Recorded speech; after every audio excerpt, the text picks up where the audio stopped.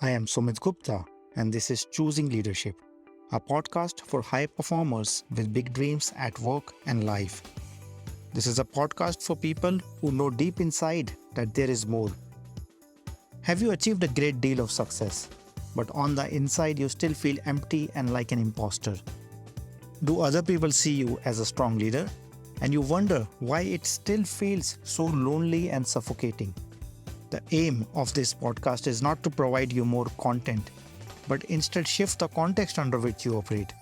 I dare to speak to the tremendous power which you already have rather than what you believe are your strengths and limitations. This podcast is called Choosing Leadership because that is what leadership is, a choice. And this is the Leadership Journey series. I am interviewing leaders with an interesting story to learn how they got where they are today. We all have a lot to learn from each other's stories of where we started, where we are now, and our successes and struggles on the way. With this series of interviews, my attempt is to give leaders an opportunity to share their stories and for all of us to learn from their generous sharing. Henny is the marketing and sales manager at Pluvo. She calls growth her driving force both personally and professionally. She keeps investing in herself to learn new skills and build new capabilities, either through e-learning, books, conversations, or by simply learning by doing. She is someone who doesn't follow the normal route in life. She lost both her parents at an early age and learned quickly that life is too short to not make your own decisions. She wants to be happy, but also create an environment where her teams can also learn, grow, and be happy at work. She acknowledges that she can be too hard on herself and tries to let things go and find a balance in life. Hi, Henny. Welcome to the Choosing Leadership podcast. Hey, welcome. Nice that you invited me to this podcast. Yeah, thank you for being here. And for anybody who might be listening, can you just begin by sharing a little bit about yourself, who you are, and what do you do? Yes, of course. My name is Henny Hoekstra, a typical Dutch name, often hard to pronounce for people outside the Netherlands. I'm the commercial director of Pluvo. I must say that most people from our customer database, they know me as Henny from Pluvo because I always brand myself like that. This started in Pluvo like 4 years ago, together with the founder.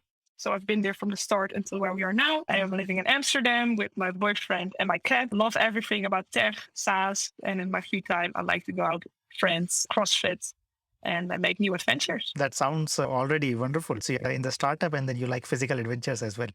As well, yeah. So in my work, I'm often behind my laptop or talking with customers, but in my free time, I'd like to go outside, just compensate that a little bit. Yeah.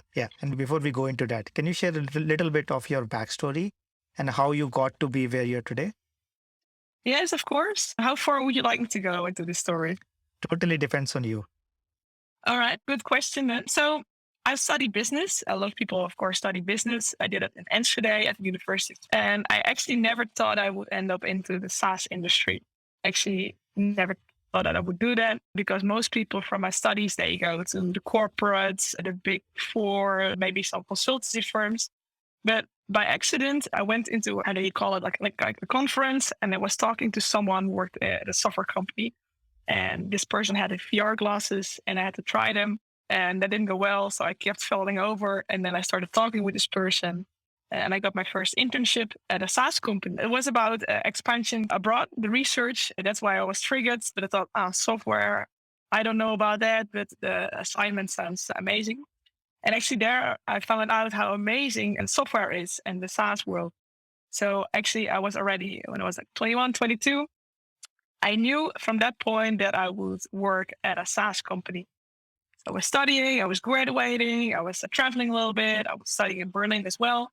And then I came back to the Netherlands and then it was time to think about my career. So most people, they chose the corporate path. But I always been a person that I don't always follow the normal routes. I thought, what do I want to do? And I was traveling in South America and I still remember being on a hill and having these reflections. What do I want to do? I want to do something with software. I want to work for a company where I have impact and I want to make a difference in the world. And then I was back in the Netherlands. And after 1 week, I saw this vacancy for Pluvo.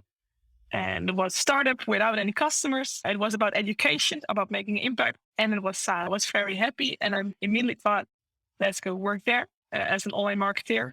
And now we're 4 years further. Today, we're quite a challenger in the field of online learning. We've grown. I've grown a lot. I got a complete team right now where I was starting on my own, doing like everything from the commercial part. Now I also have a team to do it together. And I still enjoy it every day. Yeah. And I love how you said that you have always wanted to go your own way.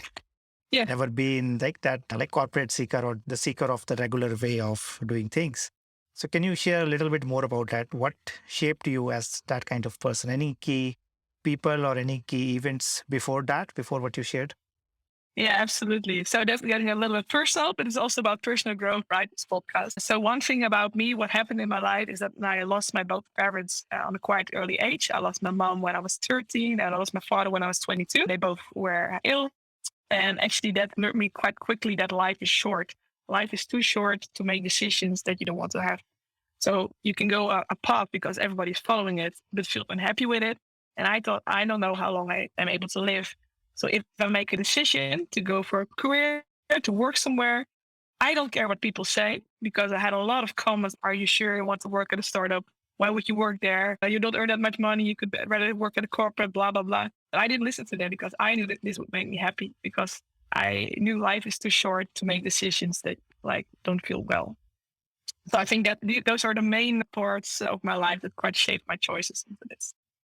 Thank you for sharing that with us. I want to appreciate that because it's so personal and then you opened up. But how else that has, I just want to understand how else that has shaped your career, shaped your life. How do you see the world of work? How do you see making a difference since you mentioned that? And what role does that, like that event or losing your parents still make in your day-to-day life? Yeah, it's a great question, actually. In my daily life, I am really trying to do a couple things as a leader that think matter to me that also occur to me because what happened. I also want my team to be happy, that they do stuff, that they develop themselves, that they learn new stuff every day, and that they have the space to learn. So I'm not dictating everything. I want their initiatives as well. These are as important as mine. And I want them to grow and I want them to be happy because I want myself to be happy because life is short, but I also want them to be happy. And I think work plays a huge role in that. And I think I am also partly responsible for that as their manager. So I think that is also an important thing. And I think the reason why I chose to work for a platform like Clevo is I think we're an e-learning platform and people can easily share their knowledge with everyone in the world through our platform. And I think that can also really make an impact. So every day I'm working on that mission to make online knowledge sharing possible for everyone. Because I also feel like no matter what happens, if I die right now, I will be happy because I have the feeling that I create a positive impact on the world. Yeah. And I love that how you relate it to your own life, but also you carry it forward as a manager and as a leader. And also with your employees, the people that you're working with, you want them to experience something different rather than just work for the sake of work. Exactly, because I think like work is an important part of our lives. Let's be honest. We spend 4 or 5 days a week into it, and those are only the business hours. And I still see a lot of people that are very unhappy in their work and they stay there. And I think if people are not happy, they should leave. So even if one of my employees wouldn't be happy, like I'd rather have them to tell me than that they like stay there. Because I think one of my drivers in my life is also make people happy. And my role as a leader, I can really help them to develop themselves into the person they can be, but also have a work life that actually makes them happy instead of tired. Wonderful. I'm so glad you said that because so few leaders actually say that, like, my role is to, or my job is to make people happy. So often we focus on business results or we focus on culture, but happiness, I think you're touching a very important point. And what I have learned is that happiness is also directly related to productivity and then Absolutely. those results which we are seeking. So thank Absolutely. you. Yeah. Thank you for Yeah. sharing that. Sometimes you get the comment like, but you also have to think about the business. But I think if you really take care of your people, they will also take care of your customers well. And that will eventually lead also to more productivity and more profit. But if your base is not good and you're treating the people not good, how do you suppose them to treat the customers well? So it all starts with being nice and making these people comfortable and do everything to make it possible to be their best selves. Yeah. Yeah. And as you spoke about comments, right? How do you deal with people who have grown up in a traditional business environment and maybe who do not understand the different thinking that you have, but also where you're coming from, because your story might not be visible for everybody. So how do people react to your thoughts, which are different? And when you try to charter your own path, when you try to go your own way, how do people react to that? And then how do you manage that dynamic? Yeah, it's a good question. It depends a little bit on the situation, of course, because I also believe in situational leadership. So it depends on the situation and the person and where they are, or what you will do. You don't always know that beforehand. But I've always tried to be open. So I read a lot about vulnerability. I always had a problem with that in the past. I always thought, oh, business is being tough and not being vulnerable because you don't want to be judged based on that. But I actually have learned through the years that at the point that I can also show a little bit of my vulnerability, people will open up as well, and you get a better connection together, and it's easier to speak with each other, and then it's easier to understand each other. But I also think that should always be a conversation. It's not only me about saying how things should be, but also inviting everybody else to think with me, because 1 + 1 is 3, and do it together, and also give them the feeling that you're doing it together. Yeah, I think vulnerability, and you're also talking about the power of sharing. It makes so much of a difference, because it's not just listening to what somebody else might be experiencing and being empathetic with them. Sometimes it's also about sharing your own, like what is happening in your own world. How are you listening to them? What are you feeling, especially as a leader? And that's not weakness, that's a strength to be able to do that. Yeah, but I had to learn that as well, because I'm not sure if that is because I'm also a woman, but we were also like, okay, you're in a male world. I was the first female employee, and you have to find yourselves a little bit into that and find your own path in that as well. Mm. If you look at leaders, they're mostly like very angry people, right? Or tough people, not exactly always vulnerable. I do believe that people that are able to show that, that makes sense, because we're all human beings. And then we connect with each other when we're trying to be vulnerable. When we try to open up with each other, we get more connected. And I think that has a lot of benefits for both yourself and your colleagues and the company. Yeah, I think you're setting a right example. Even in my podcast, I think I've interviewed around 20 people, but only 3 or 4 of them have been women. And I think a lot of people still live under that notion of leaders are angry people, or they are just focused. They don't feel, right? They're like robots. How do you think that counts? What occurred that we think like that? I think we have seen stories, we have seen examples, especially if I go back a few decades. In our movies, in our cultures, we have seen stories like that, and it was not accepted still not accepted, I would say, but getting better. Not like expected from men to cry or men to show weakness.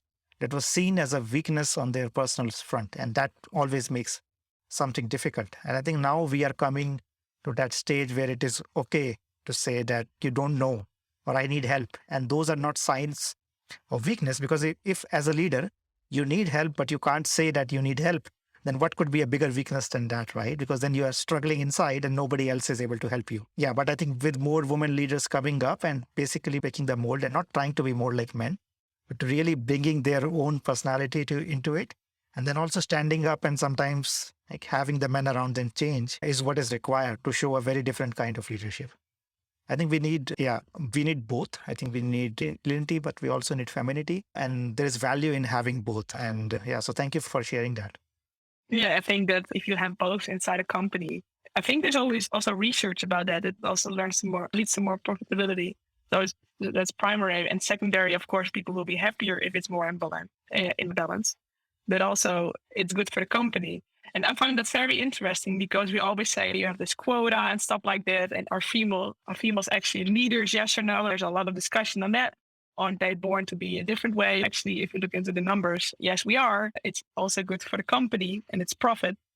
And I think there should always be a balance, because I do like to work in a mixed environment as well. I was the first woman. Now I'm not anymore.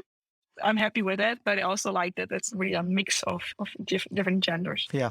To me, I think women are born leaders. That's how I would phrase them, even though sometimes the perception, even for women, is otherwise. Because if you see throughout history, women have at least led the household. That has been the traditional role. But to survive and to thrive in a place where your skills or your value is not appreciated, that teaches you a lot. I think men can learn a lot from women in matters of dealing with stress, resilience, getting back after a struggle, and just hard work and pure determination. I think you can't match that.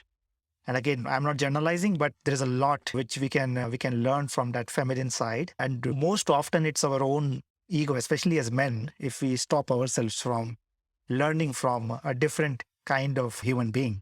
So that's my thought, and I think we should, especially as women, we should never discount that. We should never not appreciate the value of that. Yeah, I think that we're also shifting, right? If you look into the most corporates, there are more and more female leaders.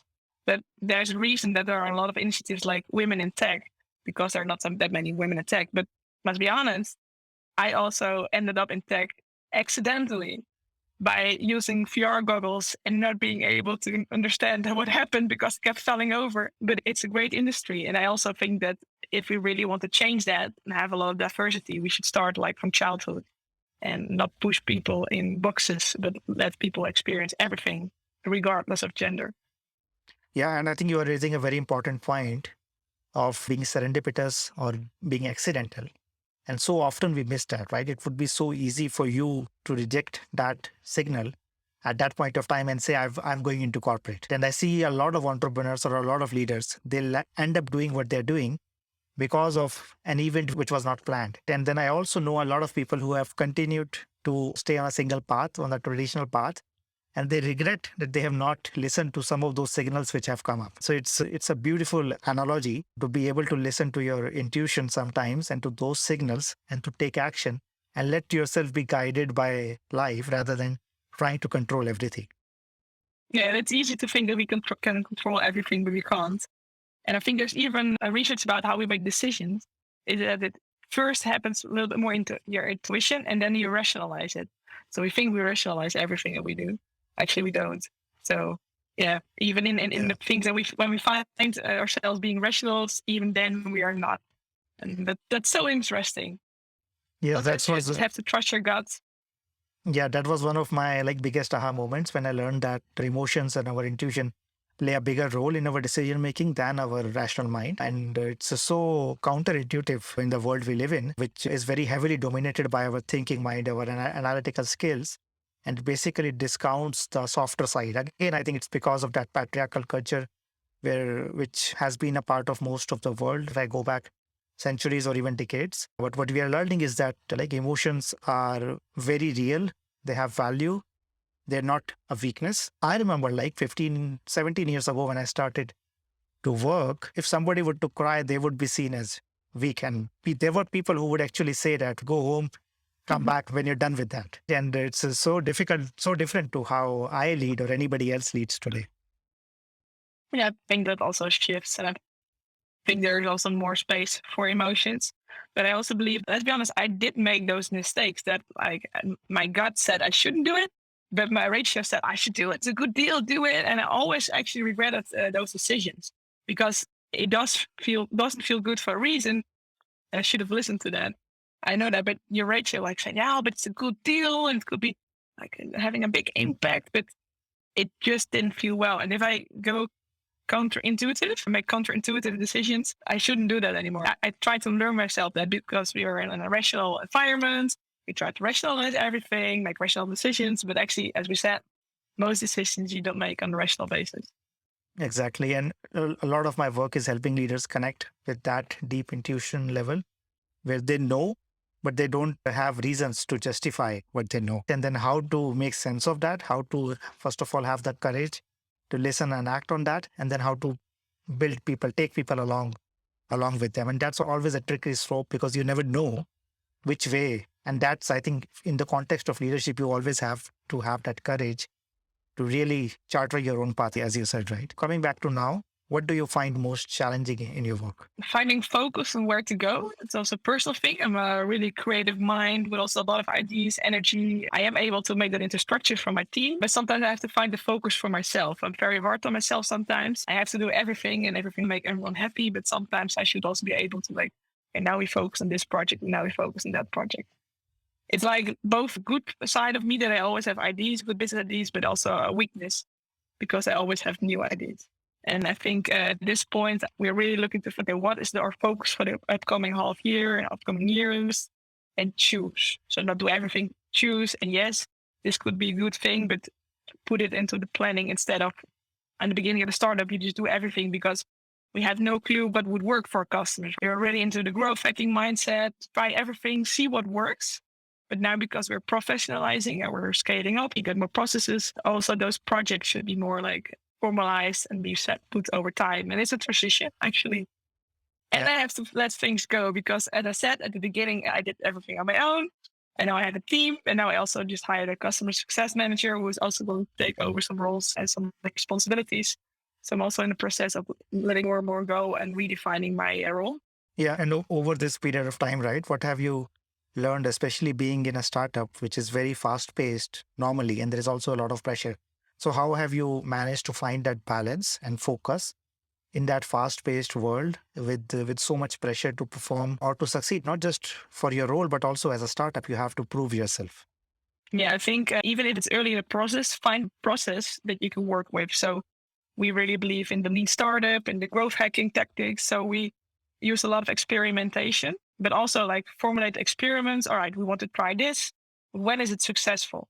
And only go further with it when it's successful. So really already use processes to see, okay, we need to try different things because we don't know what works, but do it in a formulated way, in a formalized way also as well. I think that really helped us to find product market fit because when I started, like we had a product, but we didn't have any product market fit and was just a big question. And the first half year, we were just looking, who should we be? What is our target audience? How do we reach them? And it was just a black box. We learned a lot by doing. I think some companies, I know they're also startupping and they come from the corporate side. So they keep talking and making reports like, oh, how should we do it? But I think it's very important in the startup culture that you also do stuff. Like if you want to test something, test it and see what the results are. Be data driven. See if the results are validatable, if they make sense. But start doing, because if you keep talking too much and not doing anything, you still will never figure out if something will work, yes or no. Yeah. Thank you for sharing. Tell us a little bit about your personal side. What else keeps you? So what do you want to know?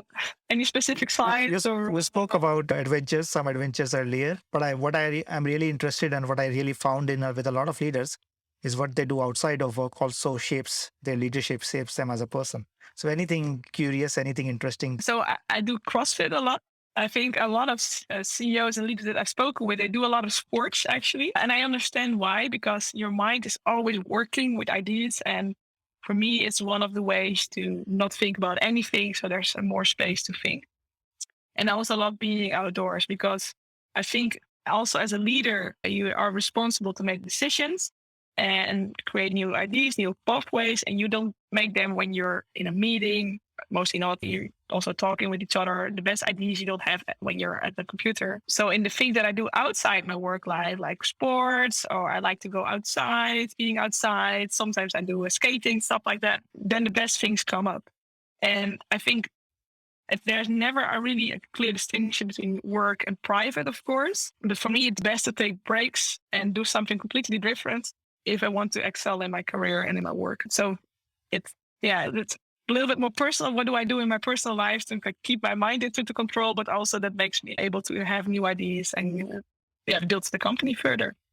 Yeah, thank you. And as you said, a lot of leaders I have interviewed, even on this podcast, practice sports or some kind of like body-based practice, which helps them, first of all, feel grounded. It helps them separate from the day-to-day. It adds perspective. And it helps them be more effective or be more focused at work. So it's very relevant to what you said, right? Exactly. I think I also believe that makes you a better and productive person if you do that instead of always working 80 hours a week. Because you also see the dropout rate from a specific amount of hours. I think that's 50 or something. You get less productive. So it's better to also take the time for yourself. So when you're working, you do the right things. Because if you're really tired, you make bad decisions, and that's not what you want to do as a leader. Yeah, and so take care of yourself. Yeah, I think another aspect which people miss is that leadership is not just about the mind. Leadership is about the presence that you bring in, and then everything which you do physically also helps you shape that confidence or that listening, and you come into that. Because if you are just working 80 hours a day without engaging your body, you will show up in a very different way. You will talk and listen in a very different way. So to be a good leader, you need to be well-rounded in that approach. So that's very relevant as well. Exactly. I think I should take care of myself to be able to take care of other people. Wonderful. Yeah. There's so much wisdom in that one simple sentence. So like they say in airplanes, put your oxygen mask first. The same. Yeah, Same well, exactly like that, right? Yeah, you Yeah, cannot help the other person if you can't breathe. exactly. Wonderful. So tell me a little bit about the future now. Now, where are you headed with this perspective of life? Do you want to make a difference? And then the last few years have been, like, as you said, quite a growth period for you. What's next for you? Yeah, so we're doing a couple of things. So we're developing a side hustle from Go. So that's really nice because we already existed when I started. And this is really my idea that we're currently building and MVPing. So that's very interesting. And I think the coming years will be really also focused on developing the team more and going more international. Because we have this big dream that online knowledge sharing should be possible for everyone. And we keep building on that on our platform and the services in our knowledge sharing in our own podcast and do that also abroad. So now we're focused on the Netherlands and Belgium, but the whole world is open there. And we want to create an impact through whole Europe. And that will be a really exciting time in the upcoming future that I still will take part of together with my team. And I'm very excited for that. Yeah. So tell me this, if you were to write a book, what would be that about? Oh, actually, I already thought about it. And in 4 years, I want to write a book. So it's because what I told in the beginning, I lost my parents at a quite early age. I want to write a book about that from orphan to, I always call it from orphan to CEO. Let's see if I will be the official CEO 4 years. I don't know, but I always had this book title in my mind. It will be about all the things I've learned when things happen. Bad things happen. That doesn't matter that you cannot really have a happy life, but it also happens that you always have these traumas within you, but how to deal with that. So it will be about business and personal and how these things combined can help you to do what you want and learn from that. So I actually thought about a title already. And when I'm 32 in 4 years, I want to start writing it. That's my goal. It's on my timeline. Now I said it, so I have to do it. Yes, absolutely. So this is your first interview for your book, right? Exactly. I will refer to you in my book. Yeah, somebody he kept saying, "Hey, it's 4 years further. Did you already start writing your book?" And I will quote you. I will add a reminder to my calendar and remind you. Wonderful, Grace. And tell me this, right?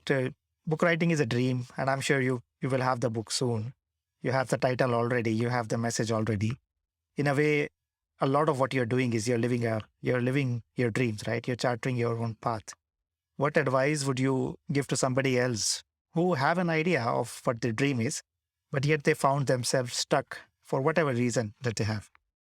Yeah, I think a lot of people, also people I know, friends, they struggle with this because they are too afraid to take a decision because they don't know what will happen. And one of the best pieces of advice that I got from my customer actually a couple of years ago, because he trained young professionals, he said to me like, almost all choices are reversible. So it's worse to not choose and stay there than try it and maybe you go back to where you were, but at least you tried. Almost all choices that you make are reversible. And I think that's something that I really live with also from a personal, from a business side. Almost everything I do, I can undo. So just do it, would like say. Yeah, thank you. Thank you for saying that so simply. And I think sometimes we get caught up in the heaviness of a decision without really like understanding that even if I move ahead, I can always come back if it doesn't work out. Exactly. Thank you for sharing that. Yeah. I think that's also a little bit about the mindset that you have as a startup. You just have to try things and see if it works. I think we are often in business, also personal life, too afraid to try things because naturally, of course, we could do harm to our reputation or social life, whatever. But I really believe that I want to live a life worth living for. And if I really want to do something that I feel it inside, even if it's scary, I should do it because I always have this thing in my mind that this customer of mine said to me like, "Hey, everything is reversible. Almost everything, so just do it." And every time I'm too afraid to do stuff because I also have that, I keep thinking about him. And then I decide to do it. Yeah. Yeah. And I think what you're also pointing towards is a lot of our fear or a lot of what we think that holds us back is not out there. It's in there. So if you just do it, you will see that most often there is nothing which is standing in the way, or whatever you were resisting was closer than you thought it would be. Exactly. Yeah. Yeah. Yeah. So before we end, I always sometimes ask this question. if you would have the choice of having anybody as your dinner guest, who would that person be? What a great question. So I think this is like one person that some people would say nowadays, oh, are you sure? He also did some bad things. But I do find it inspiring what Elon Musk did through the years and how many companies he built. So it's not only Tesla, but he did so many companies. And I tried to pick his brain like, hey, what are the things that you are doing that I'm not doing, what I should be doing? Wonderful. I think we can learn from everybody, no Of matter who course. that person is or what they have done. And yeah, thank you for sharing that. So before Maybe we he should be in your podcast. Yeah. Maybe you should email him like, hey. Yes, let me mention that. Let me mention you. Maybe I will get some extra weightage. That Henny recommended you should come on my podcast. Why don't you give it a chance? Maybe he says, yes, let's try it, let's do it. Yes, who knows? Yeah. In the worst case, I have nothing to lose. Exactly. Yeah, wonderful. So, do you have any lasting thoughts before we end, or do you want to share if anybody wants to reach out to you? What would be the best way to contact you? Yeah, so you can find me on my LinkedIn or email me at henny@pluvo.co. And my last thing that I'd like to add is something I also live with is always be learning, always develop yourself. Always, you can learn something from someone. Everybody can teach you something. Be open for it. Keep developing yourself, and then you will also keep developing everything around you. So always be learning. Wonderful, wonderful place to end. Yeah. So, thank you again, once again, for your time and for your wisdom, sharing about your life. And I'm sure you will be a CEO very soon. I'm sure your book will be out, and a lot of listeners maybe will be of this podcast will be one of the first buyers of your book. That would be amazing. Thank you so much for the invitation. Yeah, thank you, Henny. That's it for this episode of Choosing Leadership with Sumit Gupta. I choose leadership every time I record this podcast, and I invite you to do the same.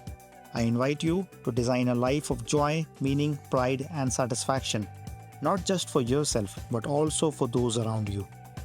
This is what I do most naturally, to lovingly and gently provoke you, to help you see your own light, to help you see what you are already capable of. I say what might be uncomfortable for me to say or for you to hear, to show you that all our dreams which have been on hold are within our grasp. If you like the sound of it, do not forget to leave a rating. I invite you to subscribe to my newsletter at deployyourself.com/newsletter. You can also reach out on LinkedIn, Twitter, and Facebook to share any other comment or feedback. I want to thank everyone who contributed to making this show a reality. And thank you for listening. Always remember that you are enough, you are loved, and you matter. This is Sumit. Until next time, keep choosing leadership.